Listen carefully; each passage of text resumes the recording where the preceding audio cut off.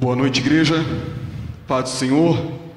É uma alegria estarmos juntos, reunidos, podendo louvar o nome desse soberano e único Deus. Nessa noite, nós, povo do Senhor, estamos reunidos e nossa temática é todo o conselho de Deus, para consagrarmos a Ele nossa sexualidade, glorificando a Deus com o nosso corpo. Hoje vamos falar sobre santificação do corpo, sobre viver no corpo para glorificar a Deus. Que essa noite seja uma noite impactante para todos nós, no sentido de colocarmos nossas vidas cada vez mais no eixo da palavra de Deus.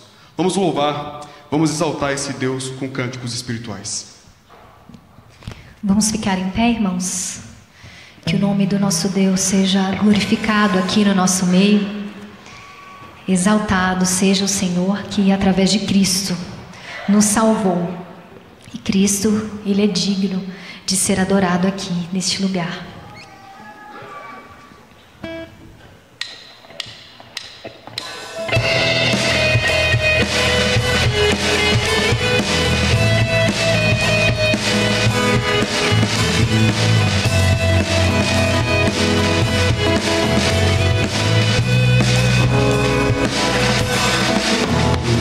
Tu reinas, soberano, teu trono é eterno e inabalável, estás acima de todo principado, sobre tudo. Teu nome é exaltado, Jesus, Filho de Deus. Diante de ti todo joelho se dobrará. Jesus, Filho de Deus, só tu és digno de ser adorado neste lugar.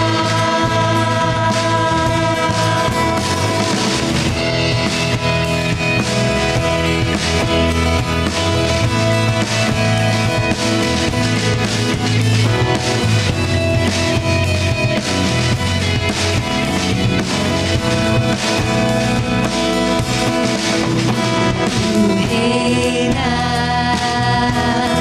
soberano,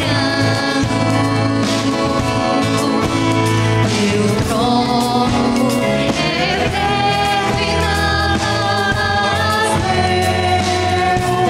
estás acima de todo principado, sobre tudo. Teu nome é exaltado, Jesus, Filho de Deus. Diante de ti todo joelho se dobrará. Jesus, Filho de Deus, só tu és digno de ser adorado neste lugar.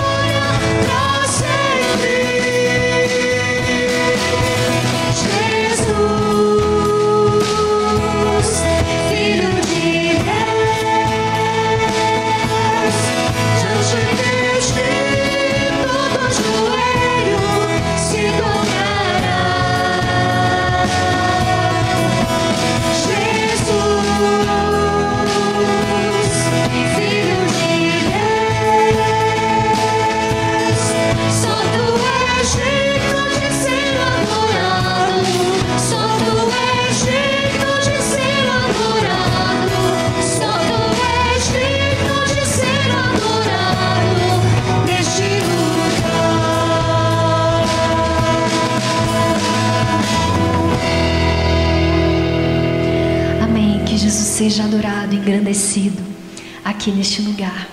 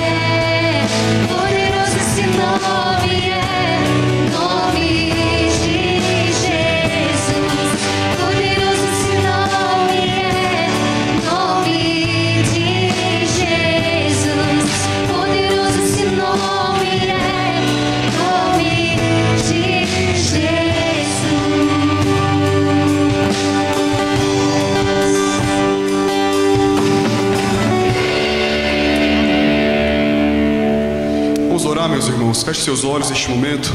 Vamos clamar mais uma vez ao nosso Senhor.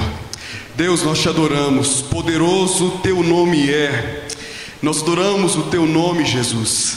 E nós nos rendemos essa noite, nós queremos nos render, Pai, em adoração, em sincera confissão, nos render, Pai, diante da palavra e da voz do Senhor, e viver, Pai, aquilo que o Senhor deseja para cada um de nós. Seja o Teu nome engrandecido hoje e para todo sempre, nesta igreja, nesse local e por toda a eternidade. Assim louvamos o Teu nome, em nome de Jesus. Amém. A igreja pode sentar nesse momento.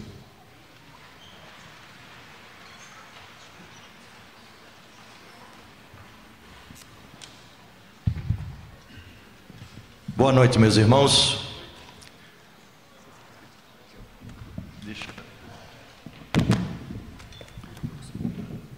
Eu peço que projetem aquele slide sobre a carta pastoral, por gentileza. Isso. Meus irmãos, resolução do Conselho, na sua última reunião, estabeleceu que os presbíteros deveriam instruir a igreja com base nesta carta que está sendo projetada, a carta pastoral. Ela foi aprovada pelo Supremo Concílio da IPEB, acho que em 2018, se não me falha a memória, e a cada entrega de dízimos e ofertas, os presbíteros deverão instruir a igreja a respeito deste tópico. E eu convido os irmãos assentados como estão para abrirem as suas Bíblias em Gênesis 14, vamos ler o versículo 20 apenas, por gentileza. Está sendo projetado. Vamos juntos? E bendito seja o Deus Altíssimo, que entregou os teus adversários nas tuas mãos, e tudo que lhe deu Abraão o dízimo. A última frase, e de tudo lhe deu Abraão o dízimo. Semelhante ao que Abraão fez, Jacó, lá em Gênesis também, ele diz aqui no final do capítulo 28, versículo 22, Jacó falou: e de tudo quanto me concederes, certamente eu te darei o dízimo. Então nós temos dois personagens bíblicos, dois patriarcas, Abraão e Jacó, que muito antes da instituição da lei mosaica, que ela veio séculos depois, eles já ofereceram o dízimo ao Senhor, não por obrigação, eles ofereceram por gratidão pelos benefícios que Deus havia concedido a esses patriarcas. Abraão, retornando de uma batalha, ele, ao trazer todos os bens resultantes desta batalha, ele então ofereceu diante de Melquisedeque, e ofereceu a Deus, né, através de Melquisedeque, e ele deu voluntariamente o dízimo ao Senhor. Da mesma forma, Jacó fez um voto a Deus, que se Deus estivesse com ele durante a sua viagem, protegesse e ele retornasse em segurança para casa, ele com certeza, ele também daria, de tudo que ele recebeu, ele daria o dízimo. Então nós queremos tirar 3 breves ensinamentos para nós no dia de hoje. O primeiro ensinamento que nós podemos tirar é que ambos, os patriarcas, eles deram o dízimo como uma expressão de adoração a Deus, mesmo antes da lei mosaica. O segundo aspecto é que não através da obrigatoriedade, e sim através da gratidão que cada um deve ter diante de Deus, reconhecendo que tudo vem de Deus, tudo provém de Deus. Então os patriarcas, ao receberem todos esses bens, eles reconheceram que tudo aquilo não foi obra deles, obra de Deus em suas vidas, e por isso eles, como gratidão, eles deram o dízimo, ofertaram o dízimo a Deus. E um terceiro ensinamento que fica para nós é que, ao trazermos o nosso dízimo, nós devemos também fazê-lo de forma a adorar a Deus com fé, com gratidão por tudo que Deus tem feito em nossas vidas. E o importante é que o dízimo, a essência do dízimo, é a adoração a Deus e não compromissos com a instituição, compromissos com a igreja, ou porque está escrito na lei mosaica. Nós devemos sim, à semelhança desses dois homens da Bíblia, devemos dar o nosso dízimo como uma expressão de adoração a Deus. E para finalizar, Deus, Ele não vai observar o valor que você está dando, mas Ele vai observar o coração do adorador que está trazendo a oferta. Então lembrem-se disso, uma expressão de adoração, e Deus vai olhar o coração do adorador. Que Deus nos abençoe. Vamos ficar de pé, vamos cantar o hino 201 para louvor ao nosso Deus, e vamos nesta oportunidade trazer os nossos dízimos e ofertas. Aproveitando a oportunidade, lembrar que no banco tem um QR Code que pode ser utilizado, e aqueles que nos assistem em casa podem fazer através dos meios eletrônicos.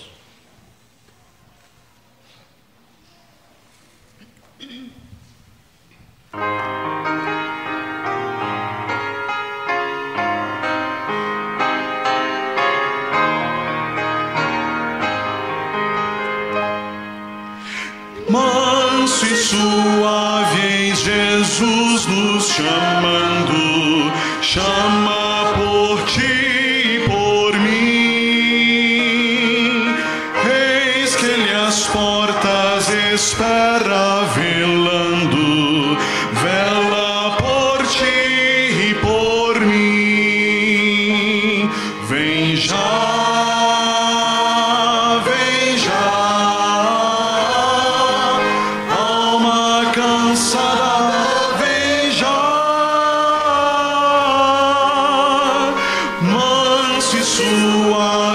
Jesus convidando, chama, ó pecador, vem. Com paciência Ele está esperando, hoje por ti e por mim. Oh, não desprezes a quem convida, convida-te e a mim. Vem já,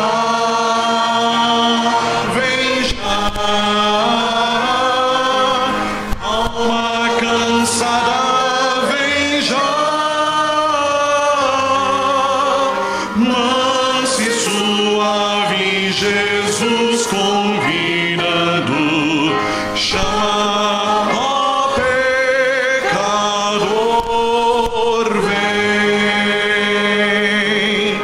O tempo corre, as horas passando, passam por ti e por mim.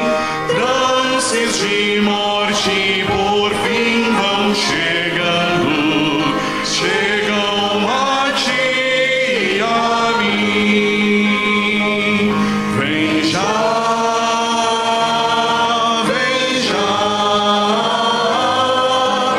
alma cansada, vem já. Manso e suave, Jesus convida.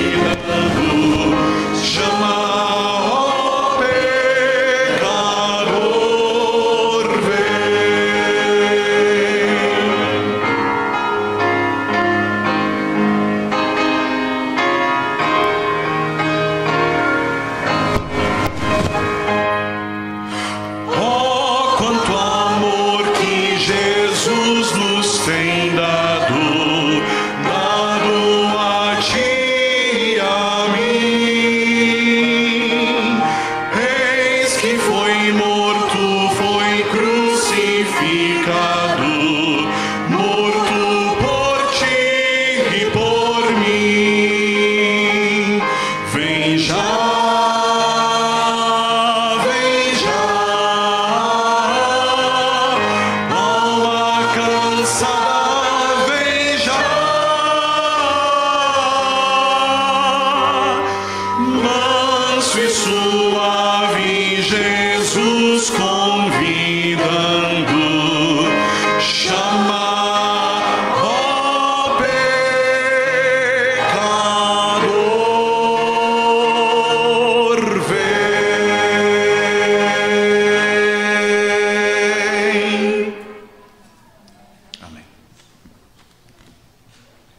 Oremos, igreja.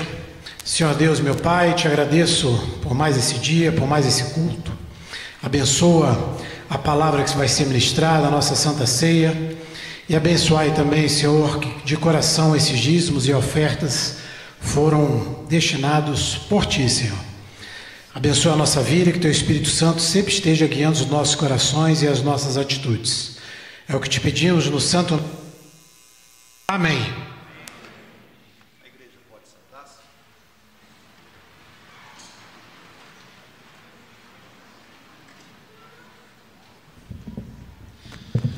Irmãos, boa noite. Graça e paz do Senhor seja abundante na sua vida.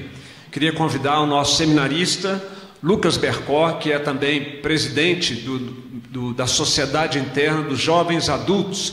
Hoje é dia de Momento Koinonia, onde nós oramos pelas 11 sociedades internas da nossa igreja, que vão desde as crianças até os idosos. A diretoria, se estiver presente também, os conselheiros podem vir aqui acompanhar ao Lucas, para a igreja ter até uma referência de quem são os líderes dessa sociedade interna. E fazemos isso, irmãos, porque muita gente chega na nossa igreja e talvez não saiba ainda da nossa estrutura de comunhão e de trabalho da igreja. É uma oportunidade também dos que estão chegando conhecerem as sociedades internas e da igreja como um todo interceder por este ministério, por essa sociedade da nossa igreja.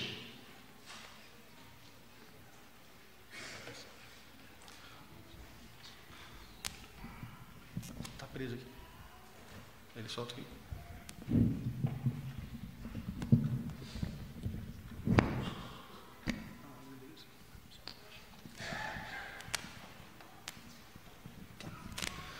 Boa noite, igreja. Saúdo a todos com a graça e a paz do Senhor. Gente, nós somos os jovens adultos, né? Nossa sociedade interna, ela está alicerçada num braço da igreja, né? Que é a comunhão. A comunhão junto com a adoração, com o ensino, o serviço. E o evangelismo é um dos pilares de toda a igreja, né? E os jovens adultos estão situados numa das várias sociedades internas que presta essa finalidade de comunhão, né? Eu queria apresentar a nossa diretoria antes de começar as fotos, né? Esse ano o nosso pastor conselheiro é o pastor Rogério Cunha, né? Também temos aqui o presbítero Lúcio Mafra, que também é um membro do conselho e também está como conselheiro, com apoio, auxílio sempre presente, né? do presbítero Moacir, da esposa dele, a Thaís, o Raniel e o Caio, né? Essa é a diretoria. Então, o grupo ele se inicia na faixa de 28 anos, né? Logo depois da UMP, a União da Mocidade Presbiteriana, se encerra aqui na igreja com 28, então a gente está situado de 28 a 40 anos, né? Então, essa é a nossa faixa etária. É um grupo composto de solteiros e também de casais. E o objetivo do nosso grupo é fortalecer os vínculos, né? É claro que a gente tem a ideia também de estar presente nas outras sociedades internas, atuando, mas esse é um objetivo principal, fortalecer os vínculos, o amadurecimento na fé, né? E, consequentemente, o crescimento espiritual e o aprofundamento no conhecimento da palavra, né? Uma coisa importante a ser dita é que no ano passado o grupo serviu para se consolidar, e nesse ano a gente tem experimentado um crescimento. Louvado seja Deus por isso, né? Porque é Ele quem dá todo o crescimento. A gente rega e Ele faz frutificar, né? Então agora sim a gente vai começar a projetar as fotos aí para que a igreja tome conhecimento. Esse foi o primeiro evento do ano, foi o evento de abertura, onde a gente pôde se aproximar do pastor Rogério, né, que chegou esse ano na nossa igreja, ele vai ser o conselheiro. Aqui ele ministrando a palavra para a gente. Esse dia a gente fez um crepe, teve louvor, teve crepe, teve palavra, comunhão, jogos, foi um momento muito bom. Essa é a nossa agenda. No final dos slides a gente vai projetar o QR Code para que vocês possam ter acesso ao grupo do WhatsApp. E aí a agenda ela é flutuante, ela pode alterar, a gente fixa para ter uma referência, mas a agenda está sempre disponibilizada no grupo do WhatsApp. Esse foi o nosso primeiro PG do ano, né? PG, para quem não sabe, é o pequeno grupo. Ele serve justamente para que a gente consiga se aprofundar. Aliás, esse ano nós experimentamos movimentos muito marcantes, né? Testemunhos, pedidos de oração, a gente se reunia para poder orar uns pelos outros e a gente experimentou a graça de Deus se manifestando no nosso meio. Esse é uma das nossas atividades. As nossas atividades acontecem quinzenalmente, ou seja, a cada 15 dias. Esse é o nosso evento que a gente denominou de resenha já, que é um momento de comunhão, justamente para que a gente possa estar junto. Os eventos vão variar. Essa foi uma noite de jogos, mas a gente pode fazer cachoeira, trilha, nem sempre todo mundo... A gente abre uma enquete lá no grupo, o pessoal vota e a gente se reúne, né? Justamente para que a amizade se fortaleça cada vez mais. Esse foi também um dos nossos PGs, né? Esse é o livro que a gente está estudando esse ano, o livro Vencendo o Mundo, do Joel Bick. E é um livro que a temática dele está muito alinhada com o tema da igreja desse ano, né? Esse é o ano do Conselho de Deus, e esse livro está agrupado em 4 partes. Vencendo o mundo através da fé, da piedade, da santificação e através dos ministérios que a gente exerce. Então, é um livro muito oportuno, né? E muito contextualizado. Esse foi o nosso último PG, e a gente louvou, compartilhou, a gente sempre leva um lanche compartilhado, é um momento muito gostoso. E esse é o nosso link, gente, é o link do grupo para que vocês possam ir projetar a câmera, se vocês estiverem aí nessa faixa etária, sintam-se à vontade de acessar o grupo, porque lá vocês vão estar inteirados de tudo que a gente faz. E é isso. Agora eu vou pedir para o presbítero Lúcio fazer uma oração para a gente. Meus irmãos, se algum de vocês está na faixa etária e ainda não participa do grupo, faça um teste. Venha participar um dia, né, Lucas? Nós temos certeza de que Deus vai te abençoar muito participando desse grupo. Vamos orar. Senhor nosso Deus, Deus Santo, Deus de amor, de misericórdia, nós queríamos pedir, Senhor, a Ti todas as bênçãos, Senhor, sobre a Tua igreja e, em especial, sobre esse grupo, Senhor, de jovens adultos. Que o Senhor possa estar abençoando, Senhor, todos os trabalhos que têm sido feitos, todas as reuniões que têm sido realizadas, que cada dia mais esse grupo possa crescer em amor, em comunhão e em aproximação a Ti, Senhor. Que a cada dia o nosso caminho na nossa santificação progressiva seja feita dentro desse grupo, sob a Tua liderança. Que o Senhor seja sempre o nosso alvo, que o Senhor seja sempre aquele que toma conta de nós, aquele que nos orienta, aquele cujo Espírito Santo está dentro de nós, nos conduzindo nesse caminho, Senhor. Abençoa esse grupo, traga mais pessoas a ele, Senhor, que nós possamos cada vez mais sermos espelhos, Senhor, da Tua glória. Nós somos espelhos fracos, somos espelhos rotos, mas queremos espelhar a Tua glória cada vez com mais perfeição, Senhor. E buscamos a Ti para que o Senhor nos santifique e nós possamos fazer isso. Abençoa, Senhor, este grupo, abençoa toda a liderança, abençoa o Lucas, que cada vez mais eles possam ter a dedicação, Senhor, que já vem tendo a esse grupo, e que o Senhor possa usar tanto o Lucas quanto toda a diretoria, os pastores, os presbíteros que fazem parte do grupo, para abençoar a Tua igreja, Senhor. É em nome do Teu Filho Jesus que nós choramos e agradecemos. Amém.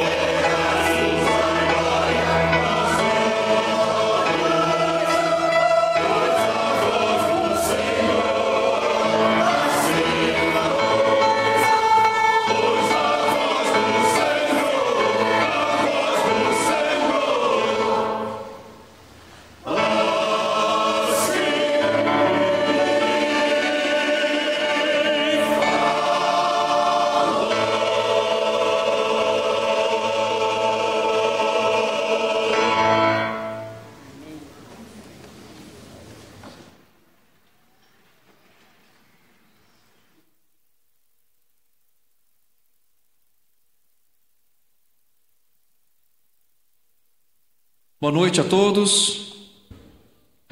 A graça e a paz de Cristo. Eu quero que você, por favor, abra sua Bíblia em 1ª carta de Paulo aos Coríntios.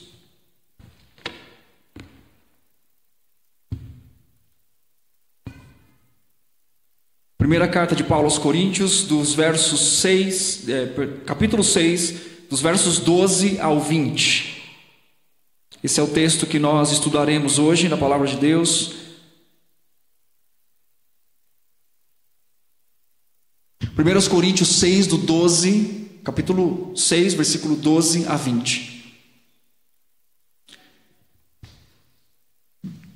Diz assim a Palavra de Deus: Todas as coisas me são lícitas, mas nem todas convêm.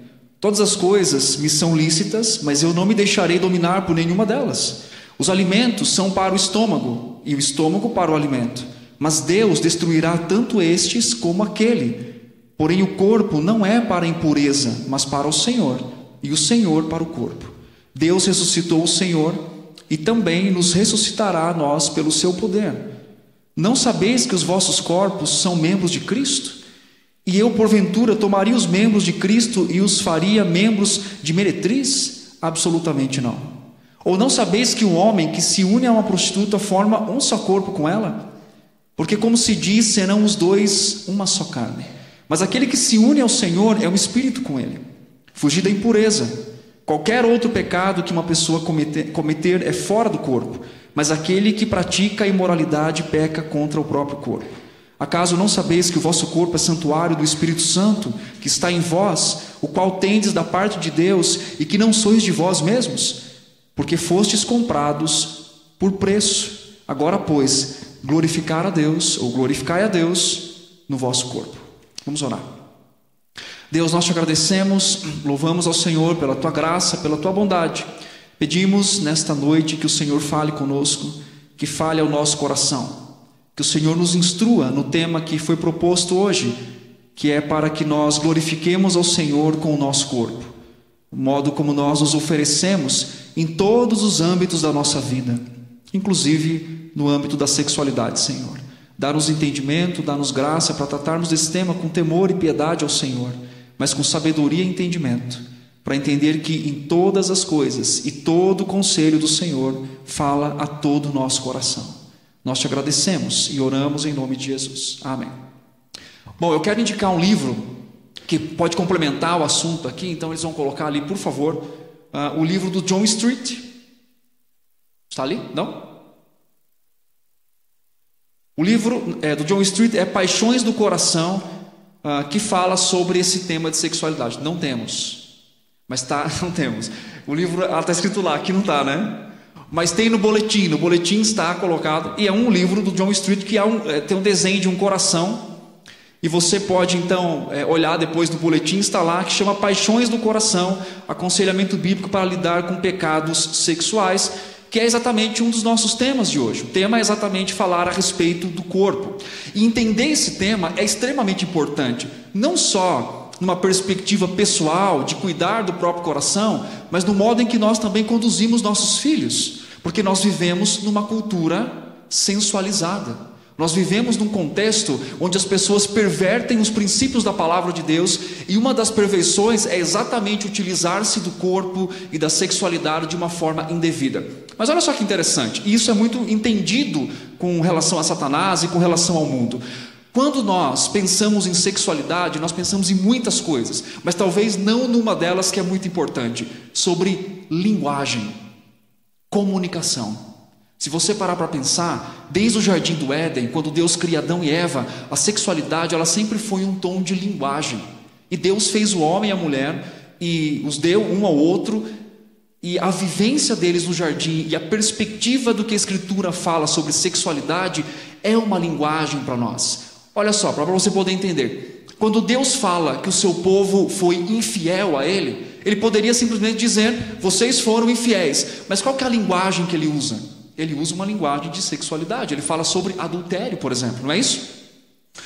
Por exemplo, quando o texto fala sobre conhecer ao Senhor e conhecer intimamente ao Senhor, Ele também usa uma linguagem sobre sexualidade, sobre intimidade. Quando, por exemplo, Paulo vai falar sobre a igreja de Cristo e vai falar sobre o próprio Cristo em Efésios capítulo 5, qual que é a linguagem que ele utiliza? Uma linguagem de união de homem e mulher, marido e esposa, uma linguagem de sexualidade. Ou seja, quando nós tratamos desse tema, não estamos só falando em questões físicas ou corporais, nós estamos falando de uma cultura, em uma linguagem. Você quer entender esse exemplo? Vamos pensar o seguinte: você escova o dente? Você escova os dentes? Espero que você escove os dentes. Muita gente não respondeu. Vamos fazer tá? Mas veja bem, tem dentista aqui? Tem, né? Tem vários dentistas aqui. Aí. Mas veja bem, você está assistindo um comercial de pasta de dente, qualquer uma que seja. Imaginar, isso existe. Aí tem um rapaz aqui escovando o dente na casa dele, no espelho da casa dele, que tem sonorização essa parte. Aí de repente o que acontece? Ele olha no espelho, o dente dele brilha. Aí o que acontece? Quando ele vira, ele está numa balada, ele está num lugar que tem festa, e do outro lado da festa tem uma menina que também usa a mesma pasta de dente que ele usa, e de repente o dente dela brilha lá no final também. Aí no piscar de olhos eles estão juntos na balada fazendo o quê? Fazendo o quê? Dando um beijo. Agora me pergunta, meus dentistas queridos, o que isso tem a ver com saúde bucal? Nenhuma, mas é linguagem. É linguagem. O carro, você vai comprar um carro, né? Aí o carro está lá, quem dirige o carro é uma pessoa bonita. Não é assim? Aí tem lá uma frase em inglês que diz: dirige o seu futuro. Mas não tem nenhuma informação sobre mecânica, sobre potência. Por quê? Porque a ideia é o seguinte: se você usar essa pasta, você vai ser desejável. Se você andar nesse carro, você vai ser desejável. Então a perspectiva da linguagem da sexualidade na sociedade é essa. O que tem a ver pasta de dente com beijo na balada? Nada. Com saúde bucal? Nada. Mas é o que? É a linguagem distorcida da sexualidade desde o jardim do Éden. Quer um exemplo interessante? Quando Adão e Eva, eles pecaram, qual a primeira coisa que eles perceberam? Qual a primeira coisa que eles fizeram? Olharam um para o outro e viram que estavam nus. Por que essa demonstração na Escritura como um ato de consciência de pecado primária que os homens tiveram, que Adão e Eva tiveram? Eles olham um para o outro e o seu olhar agora não é mais de pureza. A linguagem é corrompida, porque eles olhavam um para o outro e desejavam de modo amável, louvável, que glorificava a Deus. Só que o que acontece? Ao olhar um para o outro nesse contexto de pecado, agora a linguagem está corrompida. Quando nós falamos de glorificar a Deus com o nosso corpo, que é o nosso tema, falando sobre sexualidade, falando sobre pureza, nós não estamos falando só em questões práticas do processo, mas de uma linguagem e de um mundo completamente corrompido na sua linguagem e sensualizado. E a Escritura deixa muito claro para a gente que o contexto da sexualidade ela é muito mais do que acontece numa perspectiva biológica. A sensualidade ou a sexualidade nunca é tratada na Escritura como simples comportamento externo. A Bíblia deixa muito claro que a expressão da sexualidade é sempre uma expressão interna, faz parte da dinâmica de um coração. Tem um autor chamado Jeremy Pierre e ele fala exatamente o seguinte: o coração é uma central dinâmica que responde a situações com interpretações e desejos. E assim a sexualidade é teológica antes de ser biológica. Então a perspectiva do modo em que nós enxergamos o mundo, em que nós enxergamos o contexto à nossa volta e usamos o nosso corpo, tem primariamente uma implicação de linguagem, o modo em que nós ouvimos e o modo em que nós interpretamos. Então a Bíblia ela traz a perspectiva mostrando para a gente que toda a dinâmica de uma sexualidade que acontece no nosso corpo, na verdade não é só uma resposta biológica, mas é uma dinâmica do coração. Veja bem, dentro dessa realidade bíblica, nós temos a tentativa da sociedade, a tentativa do contexto geral, oferecer uma lente completamente diferente do que a Escritura ensina, tá? O discurso secular trata problemas sexuais ou de sexualidade ou imoralidade de algumas formas completamente erradas, como pornografia, compulsão sexual ou qualquer outro tipo de problema com relação a isso. Nós temos, por exemplo, a tentativa de trazer a ideia de uma patologia nesse aspecto. Olha só, por exemplo, nós temos, ou de um transtorno, como assim é colocado, nós temos, por exemplo, no CID-11, a Classificação Internacional de Doenças, que inclui o comportamento sexual compulsivo, como algo que é não um vício em si, mas uma doença, mas um problema. Nós temos, por exemplo, a normalização, a cultura do prazer, do hedonismo. O sexo é visto como direito absoluto, expressão de liberdade pessoal. Então esse é o contexto em que nós vivemos com relação à criação dos nossos filhos e o modo em que nós também nos envolvemos com esse mundo. Então nós temos a tentativa de trazer uma patologia para isso, ou definir como uma patologia, como tem no CID-11, né? No DSM não tem, mas no CID tem. Ou então uma autonomia terapêutica. O que é autonomia terapêutica dentro do contexto de sexualidade? A proposta é controlar os impulsos e não tratar o coração, e não confrontar a idolatria. Usa-se, né, várias formas de simplesmente controlar os impulsos e não derrubar os ídolos do coração. Então nós temos a palavra de Deus ensinando sobre esse assunto. E é interessante uma coisa que nós devemos ter muito cuidado e muito zelo, né? Principalmente nós pais que temos filhos pequenos, claro que nós temos que ensiná-los numa linguagem definida para eles, que traga entendimento para eles. Mas nós nunca devemos ter vergonha e até mesmo timidez de ensinar os nossos filhos daquilo que a palavra de Deus ensina. A palavra de Deus fala sobre sexualidade, e ela fala para o pequeno e para o grande. E nós temos que ter a perspectiva, então, de direcionar o coração das nossas crianças numa linguagem correta, para que eles creiam de forma correta e a dinâmica do seu coração também esteja funcionando assim. Tem um autor chamado Brian Croft, e ele fala uma coisa interessante. Ele diz assim: o problema da impureza é, antes de tudo, um transtorno de adoração. É um transtorno mental, é um transtorno de adoração, é um coração inclinado a servir a si mesmo. E o texto que nós lemos aqui, né, 1 Coríntios 6, do 12 ao 20, nós encontramos uma poderosa teologia da sexualidade, onde Paulo vai desenvolver a perspectiva de uma pureza que alcança todos nós, que define, né, biblicamente a sexualidade, e que também desafia o nosso coração, para que nós pensemos em como estamos utilizando o nosso corpo, onde nós estamos colocando os nossos olhos, ouvindo, e como nós estamos cuidadosamente instruindo o coração dos nossos filhos com relação a tudo na nossa vida. O conselho de Deus é para todo o coração das crianças, coração dos adultos, e a todo tema pertinente numa vida social em que nós temos. O contexto histórico e teológico de 1 Coríntios é interessante. Por exemplo, Corinto era uma cidade conhecida pela imoralidade sexual. Isso é muito forte e intenso quando nós lemos na carta. Havia um templo da Afrodite, né? E tinham lá mais de 1000 meretrizes, mulheres que se prostituíam. A cultura greco-romana também, ela fazia uma separação entre corpo e alma. Ela tinha claramente essa separação. O corpo era visto como irrelevante com relação à vida espiritual. Então isso era claro para eles. E havia dentro da igreja uma distorção também da teologia que dizia o seguinte: se estamos salvos espiritualmente, o que fazemos com o corpo não importa. Está tudo bem o que eu faço com o corpo. Então Paulo escreve para corrigir pastoralmente a perspectiva desses irmãos com relação à sexualidade, com relação à pureza e com relação ao uso do seu próprio corpo diante do Senhor. Não sei se você já parou a pensar um pouquinho. Pecado é pecado, certo? Qualquer tipo de pecado é pecado. Mas você já percebeu que a Bíblia, quando trata de pecados relacionados à pureza sexual, ela tem um tom um pouquinho mais pesado? O próprio texto de Coríntios fala isso. Quando alguém peca, peca fora do corpo. Mas quando peca contra o corpo na imoralidade, peca no templo do Espírito Santo do Senhor. Talvez nós não percebamos isso no dia a dia, mas nós estamos envolvidos numa cultura sensualizada.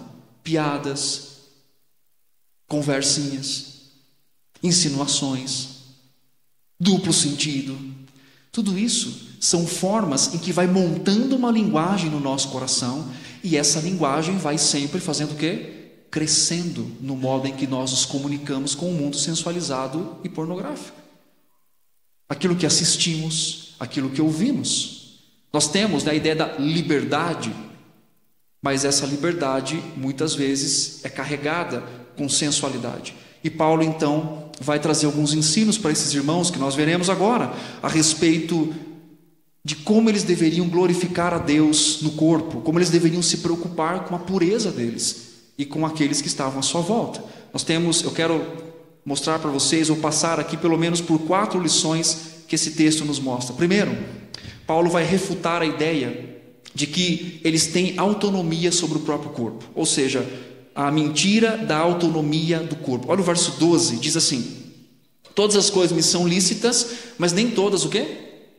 Me convém. Todas as coisas me são lícitas, mas eu não deixarei dominar por nenhuma delas. Os alimentos são para o estômago e o estômago para os alimentos. Mas Deus destruirá tanto estes como aquele. Porém o corpo não é para o quê? Para a impureza, mas para o Senhor. E o Senhor para o corpo. Os coríntios diziam exatamente o seguinte, eles falavam assim: todas as coisas me são lícitas, expressão que refletia para eles a ideia da liberdade sem restrições, especialmente naquilo que envolvia questões do seu próprio corpo. E Paulo responde uma coisa interessante, quando Paulo fala assim, todas as coisas me são lícitas, utilizando-se de um jargão que eles utilizavam para falar sobre a liberdade com relação ao uso do corpo. Mas Paulo refuta dizendo o seguinte: mas nem todas as coisas o quê? Me convém. Não me deixarei dominar por nenhuma delas. Aqui há um combate contra o uso pecaminoso da liberdade. Tive aquela ideia de meu corpo e minhas regras. O nosso corpo não pertence a nós. O nosso corpo pertence ao Senhor. Então o modo em que eu exponho o meu corpo, o modo em que eu me visto, o modo em que eu me comporto, isso tem a ver com o fato de pertencimento a Cristo. Os nossos corpos e aquilo que fazemos com eles, principalmente relacionado à pureza, é importante entender o modo em que nós nos vestimos decentemente, como a Bíblia chama, a Bíblia diz. Isso faz parte do padrão que a Escritura nos ensina com relação à pureza e com relação ao cuidado. O argumento deles era o seguinte: os alimentos são para o estômago para os alimentos, ou seja, assim como comer é natural, satisfazer os desejos também é natural. Mas existe uma refutação apostólica aqui, quando Paulo diz assim: Deus destruirá tanto um quanto o outro. O corpo não é como o estômago. O corpo tem um destino eterno. É para o Senhor e não é para a impureza. John Piper, ele fala algo interessante. Ele fala que o corpo não é uma máquina biológica entregue ao apetite. Ele é um instrumento de adoração. O modo em que nós utilizamos os nossos corpos. E há muitos convites na nossa sociedade, na tecnologia, a respeito do modo em que nós estamos utilizando isso e formando uma linguagem corrompida na sexualidade. Ou seja, isso vai ter um reflexo no modo em que o nosso coração funciona e é dinâmico quando respondemos a isso. A sexualidade desenfreada ou a autonomia do corpo nasce da mentira que o corpo é meu. Mas a Escritura diz: o meu corpo e o seu corpo pertencem a quem? Ao Senhor.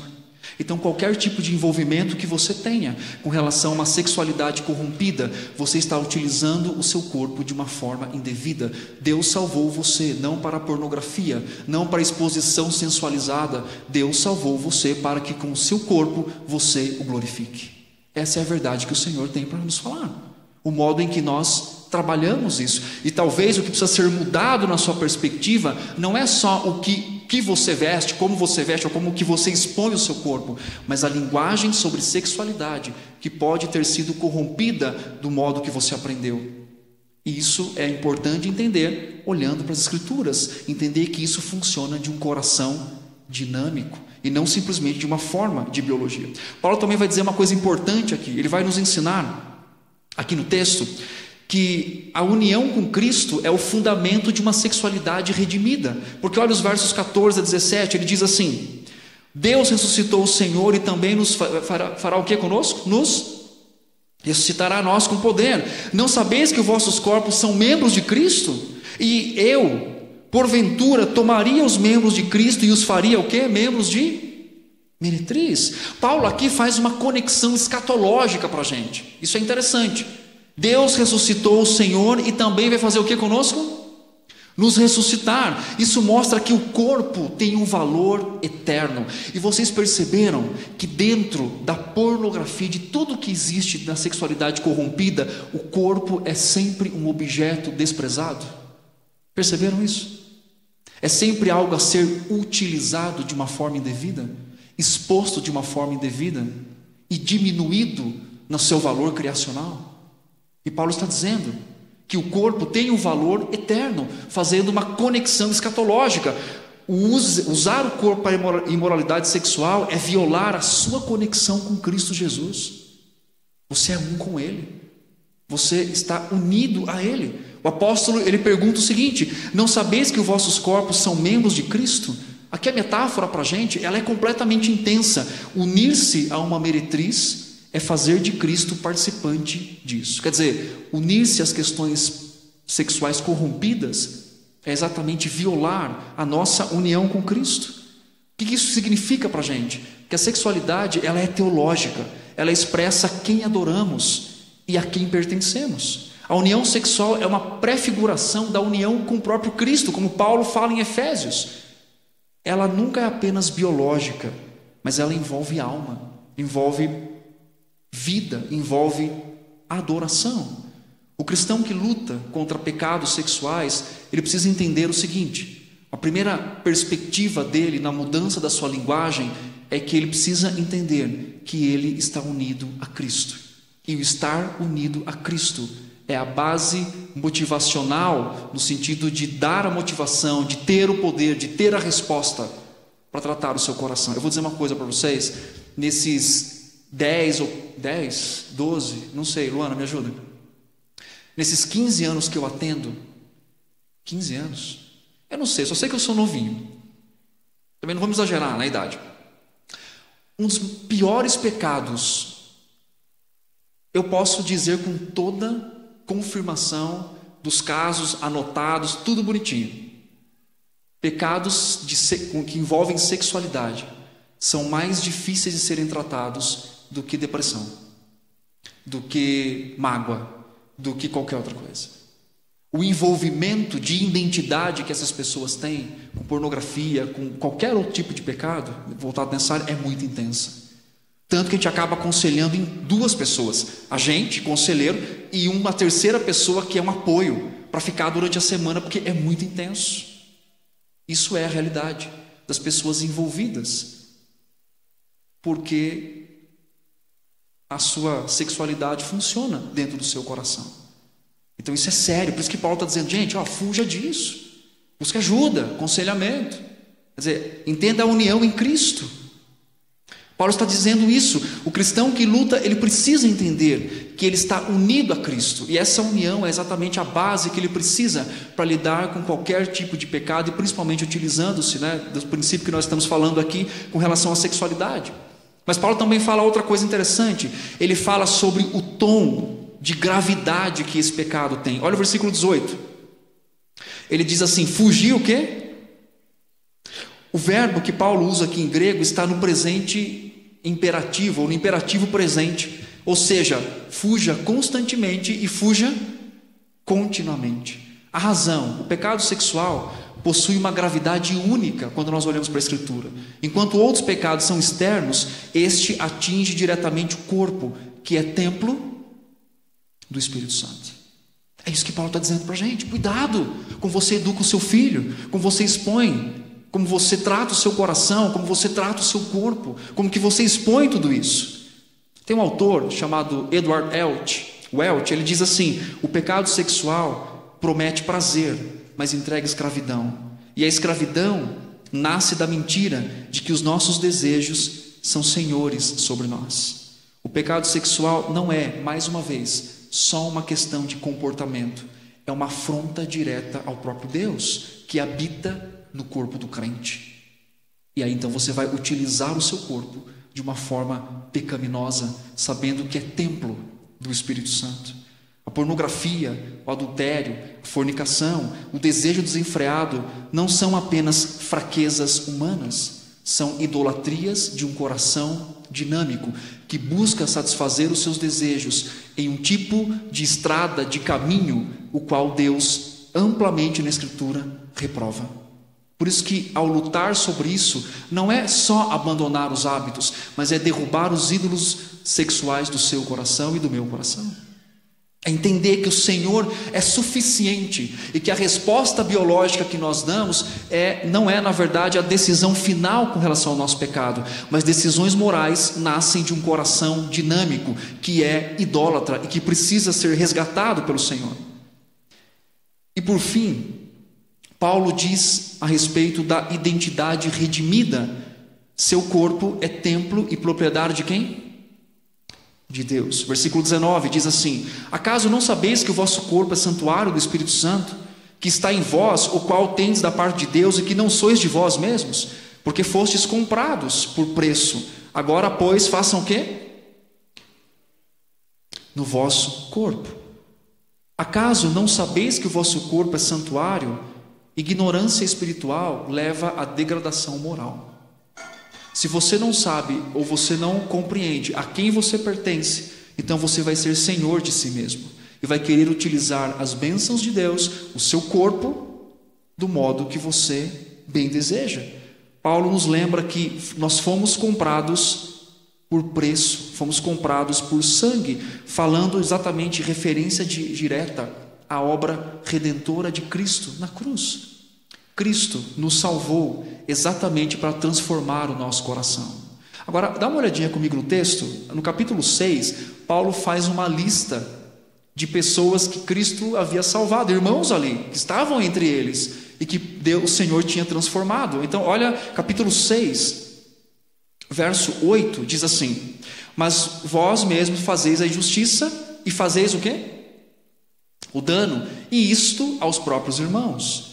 Ou não sabeis que os injustos não herdarão o reino de Deus?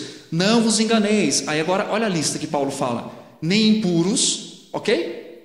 Nem idólatras, nem adúlteros, nem efeminados. A palavra efeminados aqui significa seda, não só aquele que tem um envolvimento direto, mas que ele demonstra uma comunicação equivocada com relação à sua vocação como homem, como mulher.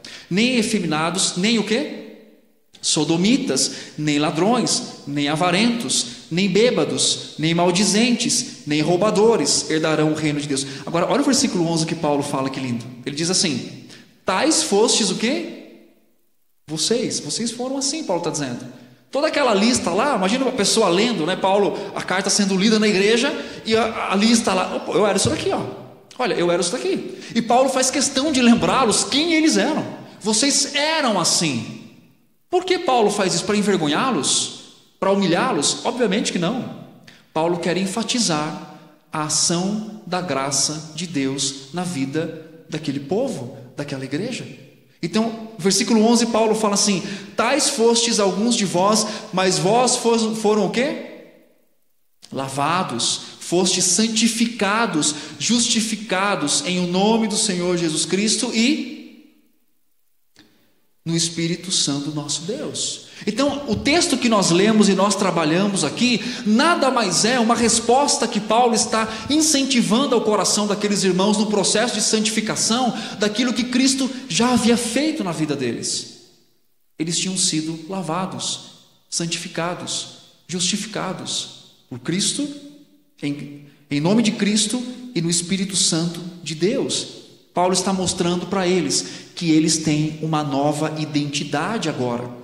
A redenção, ela não atinge somente a nossa alma. A Bíblia nos vê o homem de uma forma unificada, não separadamente corpo e espírito, mas algo unificado.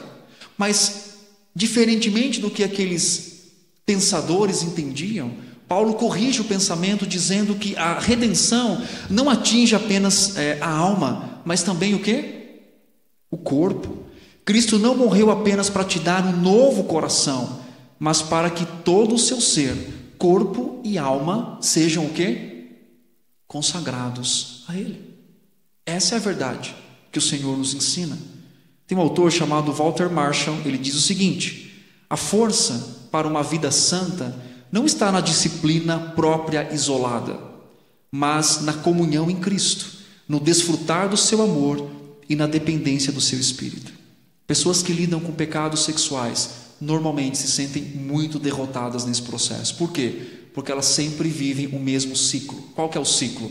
Eu estou bem, eu sou tentado, eu tento resistir, eu caio, me sinto sujo, culpado, peço perdão e fica nesse ciclo constantemente. Então, a quantidade de vivência nesse ciclo traz uma falta de esperança ao coração que está preso nesse processo. Mas o que Paulo nos ensina aqui com relação à nossa identidade em Cristo? O primeiro passo a se entender é exatamente esse: quem que eu sou? Eu não sou esse ciclo de pecado. Eu sou uma identidade, uma nova pessoa redimida em Cristo. O caminho para uma sexualidade redimida não é a autoajuda, não é a definição como doença, não é isso, ou uma compulsão como classificação de um CID. O caminho para uma sexualidade redimida é o Evangelho, é a graça, é o Espírito Santo. Não é apenas fuja do pecado, mas é corra em direção a Cristo. Essa é a coisa importante. Não só fuja do pecado, mas corra em direção a Cristo. Para finalizarmos, Paulo faz algo importante com relação ao chamado e um apelo com relação à nova vida em Cristo.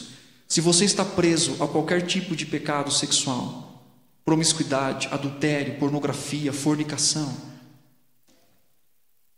lembre-se de uma coisa importante: Paulo dá um tom de gravidade com relação à vida que você está vivendo. Você está utilizando o seu corpo, que é templo do Espírito Santo, ouvindo, ou participando de situações de duplo sentido e tudo mais. Você está utilizando o seu corpo de uma forma pecaminosa, o templo do Espírito Santo. Paulo quer que eu e você entendamos que há um tom de gravidade nisso. Mas também Paulo quer que nós entendamos que há um tom de esperança. Por que um tom de esperança? O sangue de Cristo é suficiente para limpar, perdoar e restaurar qualquer pecador. Se você luta, lembre-se, o Espírito habita em você, o seu corpo é dele. Você completamente pertence ao Senhor e pode resistir ao pecado. Viva a sua sexualidade como quem sabe: fui comprado por preço e meu corpo agora é para a glória de Deus. Eu pertenço ao Senhor. Paulo lembra isso quando ele fala no versículo 20: porque fostes comprados por preço, agora pois glorificai a Deus no vosso corpo. Esse é o desejo do Senhor para a nossa vida, que nós inteiramente, de todo o nosso coração, sirvamos a Ele com integridade em todas as áreas da nossa vida, inclusive no modo em que nós utilizamos o nosso corpo. Que Deus nos ajude a vivermos longe da impureza, próximo dEle, correndo do pecado, fugindo do pecado, mas correndo sempre em direção a Cristo. Amém?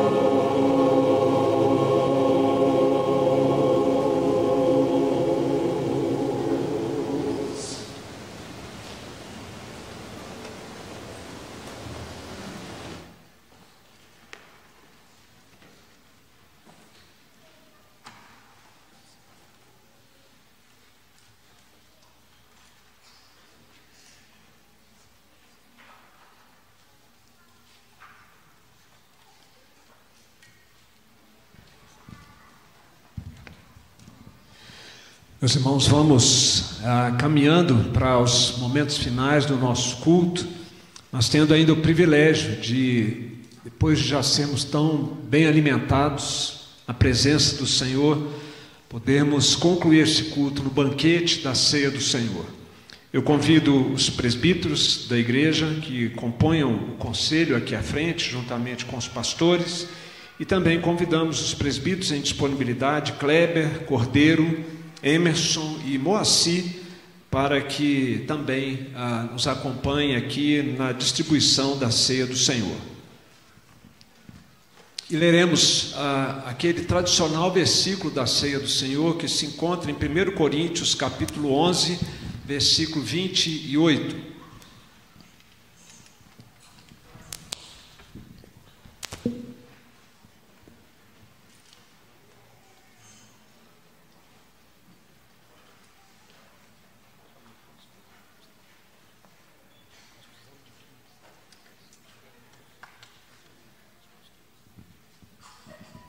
1 Coríntios capítulo 11, versículo 28, vamos ler juntos, irmãos?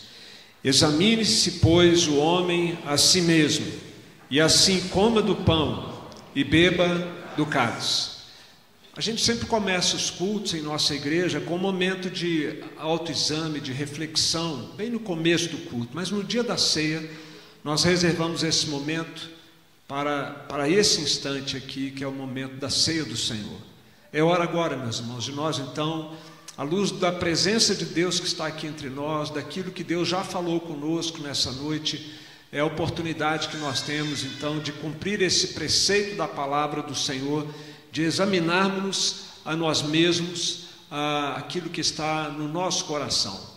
Os nossos irmãos do século XVII, especialmente o grupo pejorativamente chamado de puritanos, eles entendiam que o autoexame, acompanhado do arrependimento e da confissão, é um grande meio de graça e de crescimento espiritual. E aqui, nessa noite, nesse lugar, você tem a oportunidade de fazer isso, de pensar, como é o meu relacionamento com Deus? Que tipo de relacionamento eu tenho com Deus? Eu já sou um salvo? Sou uma pessoa, eu tenho segurança da minha salvação? A ceia do Senhor é para os salvos, não é para os membros de uma igreja necessariamente. Claro que os membros da igreja participam, mas a ceia é para ter o efeito pretendido pelo Senhor, quando Ele instituiu esse sacramento, é para os salvos. É nos salvos, naqueles que têm segurança da sua salvação, é que a ceia produz seus efeitos benéficos. Mas você que já é um crente, é uma oportunidade também de você e eu refletirmos, de pensarmos o quanto nós temos progredido na nossa caminhada na fé em Cristo Jesus. Estamos progredindo? O presbítero Lúcio, na oração dele hoje aqui, ele falou da santificação progressiva. Estamos progredindo na nossa conformidade com a pessoa de Jesus? Ou estamos estagnados? Ou até retrocedendo, lembrando dos bons tempos em que a nossa fé era mais vibrante?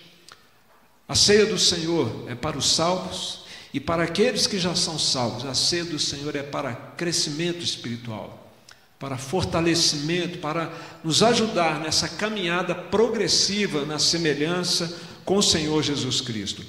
Um dos puritanos muito renomados, que nasceu há 400 anos atrás, chamado Thomas Watson, ele diz que o autoexame, que é o que nós faremos agora, é uma grande ajuda para a santidade.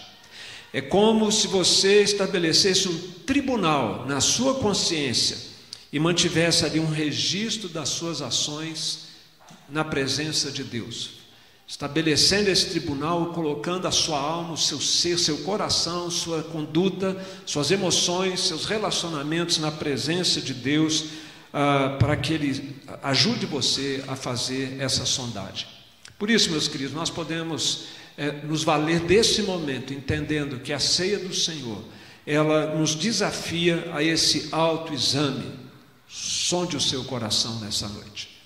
Esse é um exercício espiritual que os nossos irmãos do passado os sábios de Deus do passado praticavam, e nós, às vezes, na correria da semana, não fazemos isso. Faça isso aqui agora. Mas também a ceia do Senhor, ela não só nos desafia a fazermos essa sondagem, mas ela nos convida também a vir à presença do Senhor. Ouvimos na pregação: olhe para Jesus, corra para Jesus, venha para Jesus, porque certamente que se você fizer uma sondagem muito honesta do seu coração, você vai encontrar coisas que vão entristecer o seu coração. Então corra para Jesus. Você lembra que Jesus comia com pecadores? Pois Ele está convidando você e eu, pecadores que somos, a comermos com Ele nessa noite, e não apenas participando de um ritual da religião, mas tendo um momento de intimidade, de relacionamento com o Senhor. Venha a Jesus, venha para esse banquete da graça de Deus. Essa mesa, ela é um símbolo do banquete da graça, ela é um símbolo da fartura de graça que nós encontramos na presença de Deus. O corpo de Jesus, que foi crucificado, sacrificado por mim e por você, para que nós pudéssemos ter acesso aos tesouros da graça, do amor de Deus por nós. Mas ela não é só um símbolo, ela é um meio efetivamente de você alcançar e se apropriar do favor de Deus, da bênção de Deus, para tratar o meu coração, o seu coração, e assim irmos nos conformando à imagem do Senhor.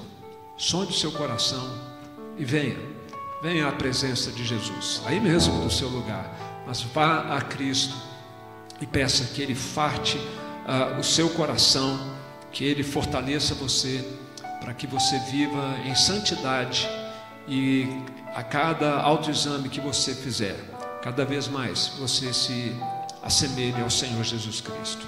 Abaixe sua cabeça, oremos silenciosamente.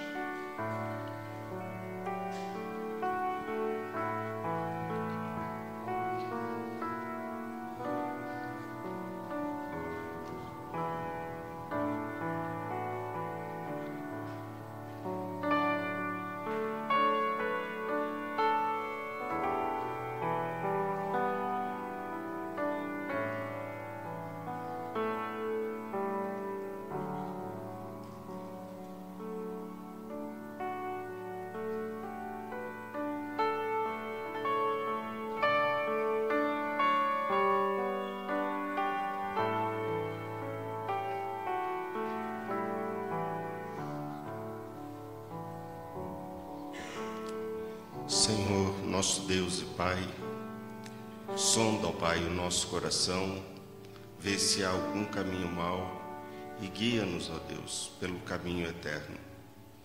Guia-nos, ó Pai, em direção a Cristo, a uma vida de santidade, uma vida que te agrade, que te honre, que te glorifique.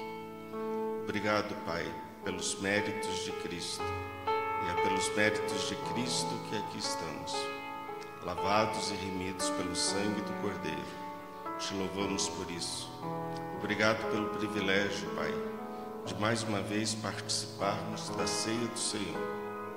Obrigado porque o Senhor nos convida, ainda que pecadores, ainda que sejamos pecadores, mas somos pecadores lavados e remidos pelo sangue de Cristo.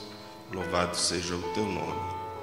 Pai, abençoe esses elementos da ceia que são tirados da nossa mesa comum, o pão, o vinho, que sejam meio de graça para as nossas vidas. Que o Senhor nos abençoe. E obrigado por esse momento, ó Pai, que nos traz a esperança da vida eterna, quando um dia estaremos contigo, ceando nas bodas do Cordeiro, e estaremos para sempre com o Senhor. Muito obrigado, Pai. Fica conosco, é a nossa oração. Em nome de Jesus. Amém, Senhor.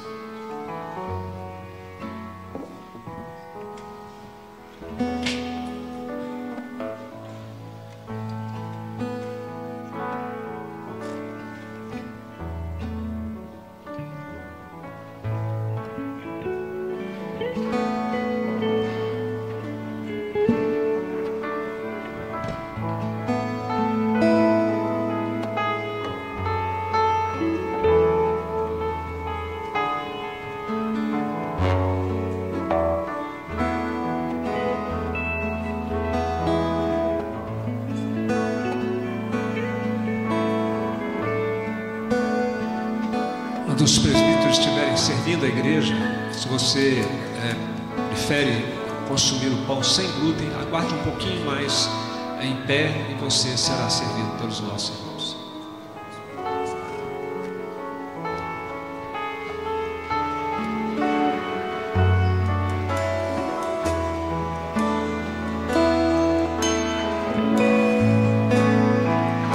Este é o meu respirar.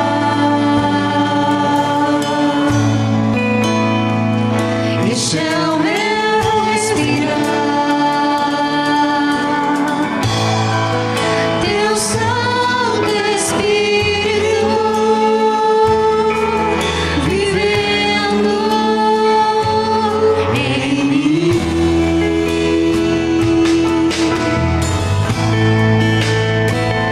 E este é o meu pão.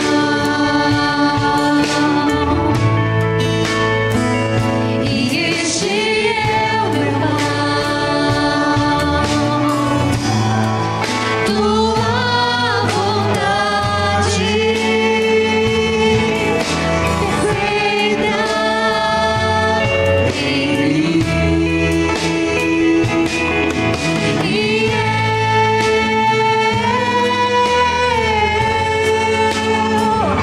eu nada sou sem ti.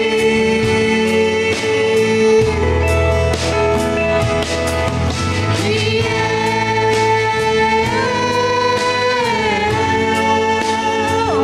perdido estou sem ti.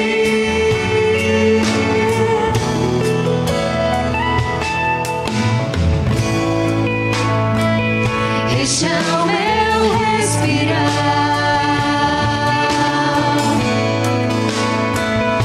Este é o meu respirar. Teu Santo Espírito vivendo em mim.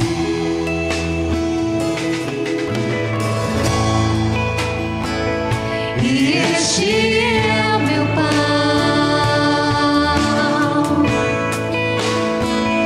E este é o meu pão. Tua vontade feita em mim.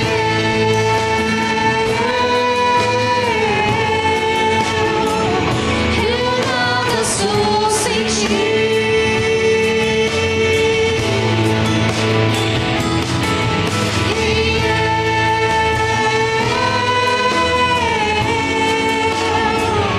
Perdido estou sem ti.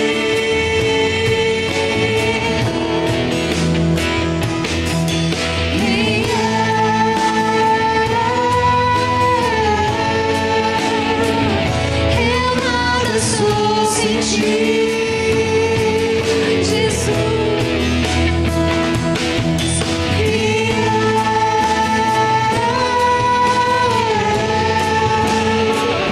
Perdido estou sem ti.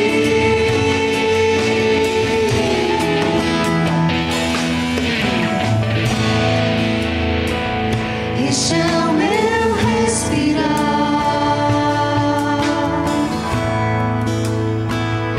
Este é o meu respirar.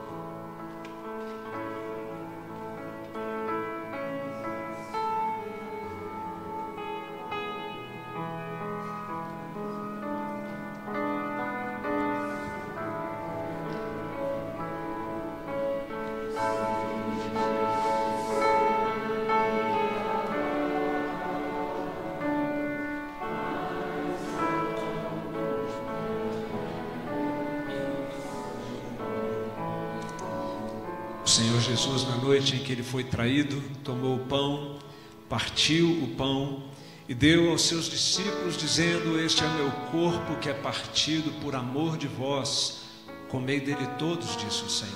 Comamos, irmãos.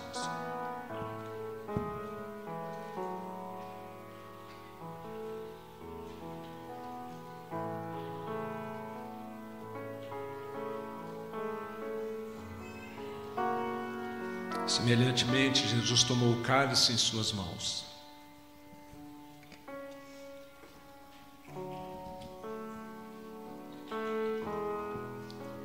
E deu aos seus discípulos, dizendo: este cálice é o cálice da nova aliança no meu sangue. Bebei dele todos, disse o Senhor.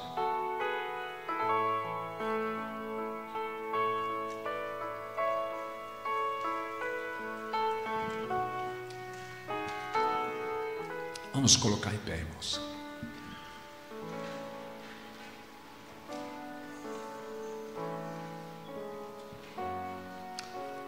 Nosso Deus, nosso Pai querido, que privilégio nosso de podermos nos assentar nos lugares celestiais, na presença do Senhor, elevando a nossa alma até a Tua santa presença, Senhor, e nos alimentarmos do corpo e do sangue de Jesus, não literalmente, Senhor, mas espiritualmente e verdadeiramente, sermos aqui alimentados nessa noite, por tudo que participamos, por tudo que oferecemos ao Senhor e por tudo que recebemos do Senhor. Saímos daqui, Senhor, fortalecidos, desafiados, constrangidos também, Senhor, pela nossa condição como pecadores, mas confortados e esperançosos, ó Deus, de que esse Evangelho é para valer, é o poder de Deus para salvar, restaurar e transformar vidas. E com estas verdades aquecendo o nosso coração, fortalecendo a nossa fé, nos dispomos a sair daqui agora, Senhor, para uma nova semana, com o desejo e o compromisso de glorificar o Senhor com o nosso corpo. Capacite-nos, ó Deus, e abençoe-nos para que a santidade seja a marca do Senhor na nossa vida cada vez mais. Assim oramos, no nome de Jesus. Amém. Recebam a bênção, irmãos. Queridos irmãos, que a graça de Jesus, sem a qual nada podemos, o amor do Pai que constrange e incentiva o nosso coração, e o poder, a presença, o consolo do Espírito Santo seja sobre a sua vida, sua casa, e nos abençoe a todos para que vivamos para a glória do Senhor, hoje e sempre. Amém.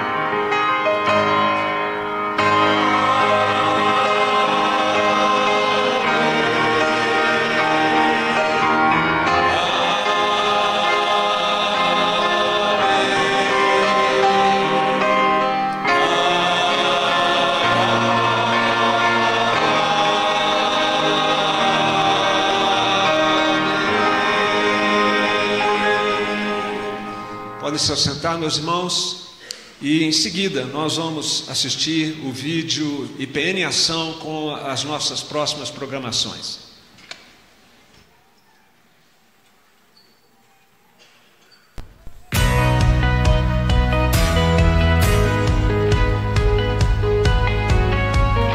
A lei do Senhor é perfeita e restaura a alma. Salmos 19:7. Esse é o IPN em Ação. Acompanhe agora e fique por dentro da nossa agenda.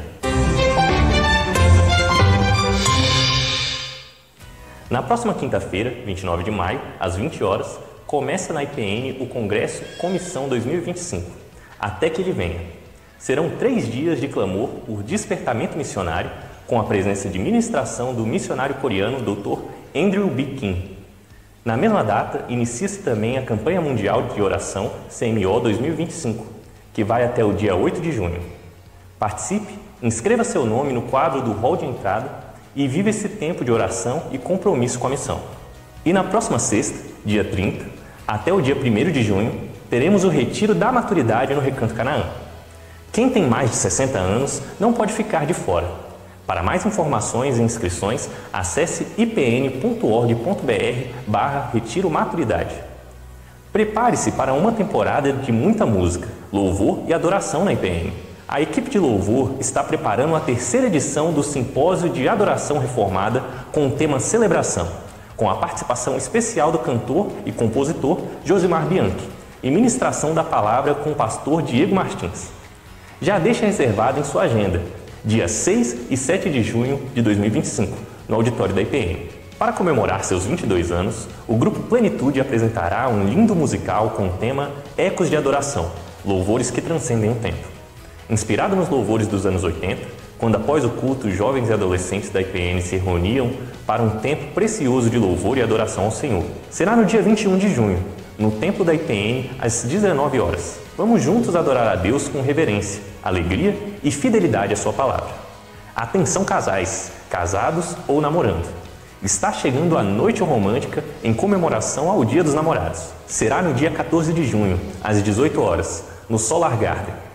Teremos cuidadoras para as crianças. As vagas são limitadas. O Conselho da IPN convida a todos os interessados em congregarem conosco para manifestarem interesse e fornecerem seus dados à Secretaria da Igreja. Em junho, faremos a recepção da 2ª turma de novos membros de 2025. Entre em contato com a Secretaria e obtenha mais informações. De 19 a 26 de julho de 2025, na cidade de Carmo do Paranaíba, em Minas Gerais, ide por todo o mundo e pregai o Evangelho a toda criatura. Marcos 16:15. Informações e inscrições, acesse ipn.org.br/mv. Desde já ore, mobilize-se, prepare-se e contribua para essa missão transformadora. MV 2025. Seja um missionário voluntário. Vamos juntos anunciar e praticar o amor de Deus. Envolva-se e participe das atividades semanais da nossa igreja, reunião de oração online, de segunda a sexta-feira, às 7h30 e aos feriados, às 8h30, pelo link ipn.org.br/sala de oração. Culto de oração, todas as quartas no auditório da IPN às 19 horas. Programa pastoral Vida e Escritura, também nas quartas às 20 horas online. Acompanhe a live com o reverendo Tiago Henrique. Projeto Resgate, agora todas as quintas às 19h30 na IPN. Reunião de oração presencial, aos sábados às 8h30 na sala de orações do 3º piso da IPN. Compartilhe, convide e participe das programações semanais da IPN. Precisa de mais informações? Acesse nosso site pelo link ipn.org.br e baixe o nosso app na Play ou na App Store. Conecte-se.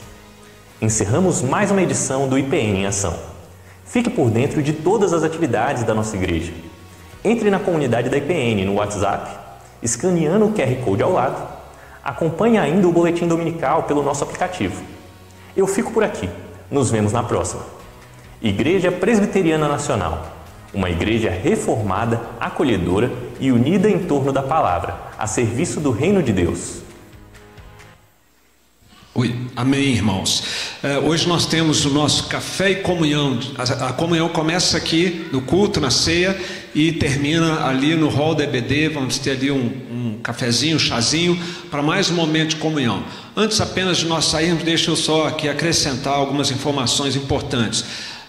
Nessa terça-feira nós temos um encontro de homens. Todos os homens estão convidados para participarem do nosso culto. Será pregador reverendo Rogério, falando de pais fortes no Senhor que geram filhos adoradores. Começa sempre às 19h30 com uma refeição. Então todos os homens estão convidados, você que é visitante também.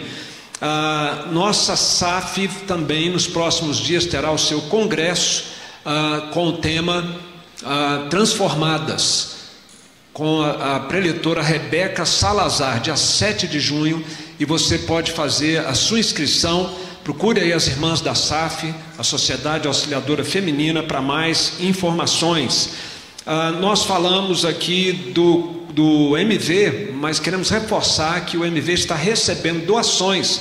Aquelas roupas boas que você tem em casa, que você já não usa mais, ou eletrodomésticos que você quer se desfazer por não ter nesse momento mais utilidade para você.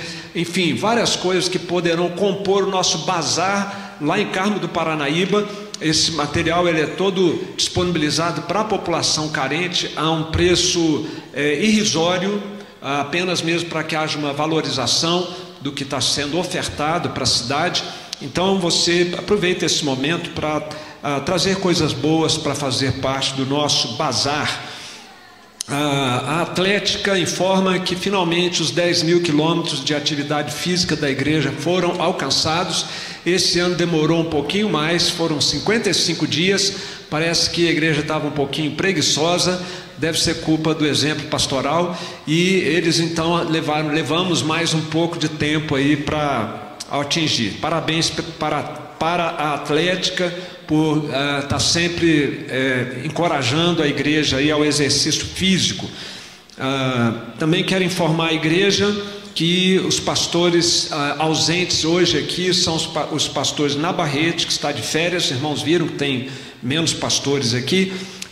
O pastor Davi está de resguardo, e o pastor Rogério está pregando o aniversário da Igreja Presbiteriana de Santo Antônio de Descoberto, ok? E eu queria agora pedir aos irmãos que nos visitam para se identificarem. Paulo Xavier e Eliane Xavier não são visitantes, mas é tão bom ver vocês aqui, tá? Tem estado fora de Brasília. Eu vou pedir para eles ficarem em pé, por favor, tá? Para vocês ganharem abraço, tá bom? E tem mais pessoas nos visitando nessa noite, por favor, fiquem em pé também. A gente quer dar as boas-vindas para vocês. Mais alguém nos visita, não fique constrangido. Então vamos encher de abraço ali esse casal querido da nossa igreja. Meus irmãos, agora então nós teremos o café e comunhão. Você está convidado aí para o Hall EBD. Deus abençoe, uma ótima semana para todos. Obrigado.